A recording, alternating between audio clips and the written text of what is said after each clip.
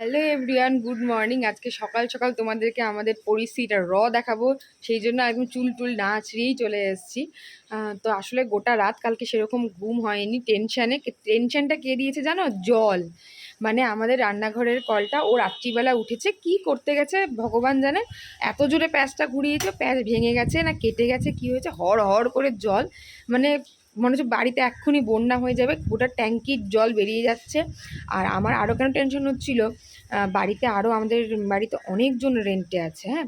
তো সেই তাদের তো অসুবিধা হয়ে যাবে না যদি কেউ রাত্রিবেলা ওয়াশরুম করে বা কিছু যায়।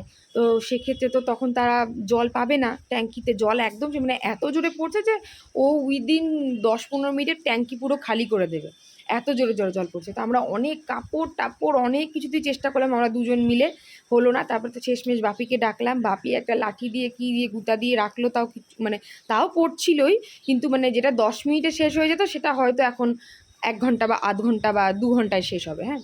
তো এরকম অবস্থা। তো সকালবেলা ও গিয়ে যেতই কলে মানে দাদাকে কোনো আনতে, বাট কি জানো বলে বাপি তার আগেই, বাপি তো এগুলো দিক দিয়ে আরও মানে কি বলবো, আরও এক্সপার্ট, মানে তাড়াহুড়ো তাড়াহুড়ো আগে করে। তো বাপি একদম সকালবেলা ঘুম থেকে উঠেই চলে গেছে কোনো দাদাকে খুঁজতে, যে ঠিক করবে। তো পেয়েও গেছে। আমি তো ভাবছি এই বৃষ্টির দিনে আজকে এত সকাল সকাল, একদম 7টার দিকে চলে এসছে, হ্যাঁ। যে কাকে পেলো, যাই হোক বাপি খুঁজেই বের করে নিয়ে এসছে। তো এখন বাপি গেছে একটা কল নিতে, হ্যাঁ। তো আসলে আমি বাপিকে বললাম যে এটা তো এখন একটু কলের ডিজাইনটা একটু কেমনই ধরনের, তো প্লেন কল নিতে। তোমাদেরকে দেখাই বাইরের অবস্থাটা আর রান্নাঘরের অবস্থাটাও, চলো। বাইরে দেখো পুরো একদম স্নিগ্ধ শীতল ওয়েদার, ছিপ ছিপ ছিপ ছিপ বৃষ্টি পড়ছে, সারা রাত বৃষ্টি হয়েছে, এখনও বৃষ্টি পড়ছে। এই দেখো আমাদের হংসরাজ এই কলটা ভেঙেছে, হ্যাঁ। একটা টাপ্পি লাগানো কল লাগানো হয়েছে, যতক্ষণ না বাপি আসছে।